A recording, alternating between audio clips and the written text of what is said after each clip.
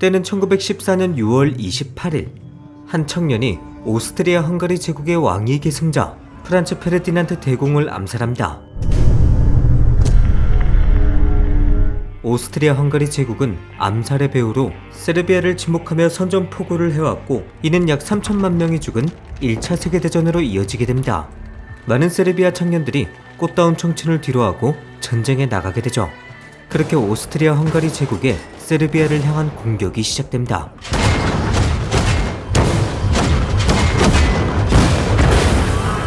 전력적으로 완전히 밀렸던 세르비아는 속수무책으로 당하게 되죠. 별다른 전략 없이 기관총에 맞서 돌격하다가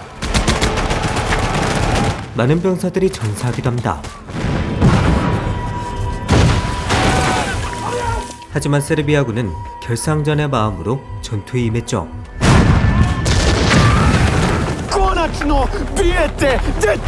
무려 보일간의 치열한 격전 끝에 오스트리아 헝가리 제국을 공격 개시선으로 밀어냅니다. 그리고 퇴각하는 적군들을 쫓아 보스니아까지 진격해 들어가게 되죠. 이렇게 치열하게 싸웠던 세르비아군 중에선 꼬마 병사도 있었습니다. 오스트리아 헝가리 제국군으로부터 가족을 잃은 몬칠로는 세르비아군에 자진입대했습니다. 오직 가족을 위한 복수만을 위해서였죠. Господин, я хочу да осветим своje najmilije. 물론 워낙 어렸던 탓에 큰 활약은 펼치지 못했지만 의욕만큼은 누구보다 앞섰죠. Ne brinem ja, mogu ja I bez rane ako treba. 사기가 오른 세르비아군은 노래와 구호를 외치며 결의를 다집니다. 그리고 군수뇌부는 베테랑의 지혜가 필요하다 판단했고, Mišljenja sam da nam je u ovom trenutku 며칠 전 아들을 섭정자로 임명하며 물러났던 페타레 1세 국왕의 복귀를 요청합니다. 1차 세계대전 당시 페타레 1세의 행보는 상당히 파격적이었죠. 그는 70세의 나이에도 불구하고 직접 소총을 잡고 전투에 참여했습니다. 세르비아군은 오스트리아 헝가리 제국의 공격을 처절하게 막아냈지만 결국 막대한 병력 손실을 입게 됩니다. 심지어 탄약과 포탄의 재고도 거의 다 떨어지게 되죠. 페타레 1세는 주변국들에게 도움을 요청했고, 그중 프랑스가 지원을 약속해주게 됩니다. Francuzi. 이렇게 처절하게 버티던 와중에 페타레 1세의 눈에 몬칠로가 들어오게 되고, Momčilo Gavrić, 6. artiljerijski puk Drinske divizije. 꼬마 병사의 용기를 높게 산 페타레 1세는 몬칠로를 진급시켜줍니다. Sin Drinske divizije proizvodi se u čin kaplan. 고생하고 있는 병사들의 사기를 올리기 위함도 있었죠. 하지만 압도적인 전력 차이를 의지만으로 극복하는 건 불가능했습니다. 세르비아군은 점차 밀리기 시작했고,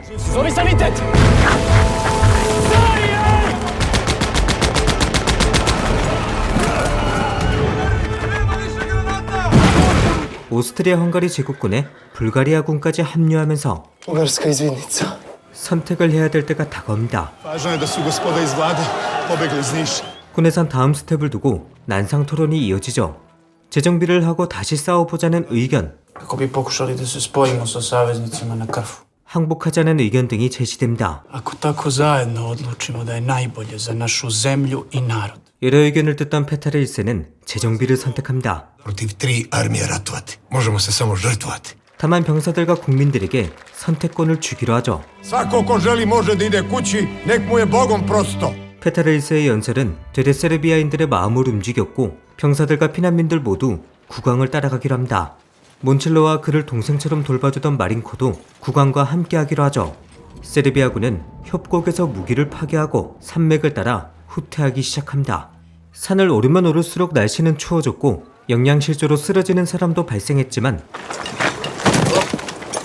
그를 도와줄 수는 없었죠. Možemo svi da stradamo zbog jednog čoveka. 오스트리아 헝가리 제국군이 따라잡기 전에 산맥을 넘어야 했기 때문입니다. 하지만 어린 몬칠로도 결국 쓰러졌고, Može se umreti od gladi. 포대장과 마린코는 번갈아가며 몬칠로를 업어줍니다. 하지만 마린코 역시 힘이 빠져 쓰러지게 되죠.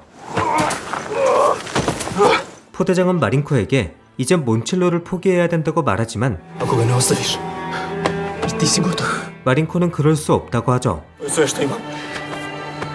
Zbog. 결국 마린코는 몬칠로 옆에 남기로 합니다. 하지만 위기는 곧바로 찾아옵니다. 다행히 기적은 일어났고 두 사람은 포대장이 주고 간 빵 한 조각을 나눠 먹으며 체력을 회복합니다. 그리고 주변을 맴돌던 염소 한 마리를 끌고 다시 이동하기 시작하죠. 겨울은 더욱 깊어졌고 페타레일스의 시름도 깊어집니다. 과연 이 엄혹한 겨울을 버텨내면서 산맥을 무사히 통과할 수 있을까? 한편 마린코와 몬칠로는 빠르게 바닥난 체력에 금세 멈춰섭니다. 배고픔 때문인지 환각 증상까지 나타나고 결국 두 사람은 염소를 잡아먹죠. 그리고 두 사람은 다시 힘을 내서 걸어가는데 앞서간 아군들이 죽어 있는 것을 발견합니다. 한편 낙오된 두 사람을 간절히 찾고 있는 사람이 있습니다. 바로 페타레일스였죠. 앞서 마린코의 어머니는 마린코를 애타게 찾아 나섰고 그러던 중 페타레일스와 마주하게 됩니다. Moj muž je već poginuo boreći se uz tebe u drugom balkanskom ratu. Muže sam dala, sina jedinca ne sme. 그리고 자신이 직접 짠 양말을 꼭 아들에게 전해달라 부탁하죠. 국민과 국가를 지켜내지 못했던 페타레일스는 어머니의 부탁을 꼭 들어주기로 합니다. Vojsko zna li ko vojnika Marinka Spasojevića iz sela Slovac? 페타레일스는 마린코의 위치를 수소문해보죠. Učinim nešto smisleno u ovom stradanju. 하지만 낙오됐다는 소식만 들었을 뿐 끝내 정확한 위치를 파악하지 못했고 Nisam mnogo saznao o vojniku kog tražite. 결국 그들을 찾기 위해서 왔던 길을 왕이 직접 되돌아가기로 합니다. 한편 마린코와 몬칠로는 정신을 잃어가고 있습니다. 그리고 페타레일스가 그들을 발견했을 땐 결국 몬칠로는 살고 마린코는 죽고 말았죠. 산맥을 넘어 퇴각하는 데는 성공했지만 여전히 많은 병사들을 잃게 됐고 페타레일스는 지금 이 순간을 잊지 않기로 결심합니다. Dobro upamti ovo vojniče. Neka ovo bude posljednji rat u kome je naš narod ginuo. 영화 킹 페타르 세계대전의 서막은 세르비아의 국부인 페타레일스의 이야기를 다룹니다. 1914년 6월 28일 프린치프라는 청년이 보스니아 사라예보에서 오스트리아 헝가리 제국의 왕위 계승자를 암살합니다. 그는 보스니아를 세르비아에 합병해야 된다고 주장하는 대세르비아주의자였죠.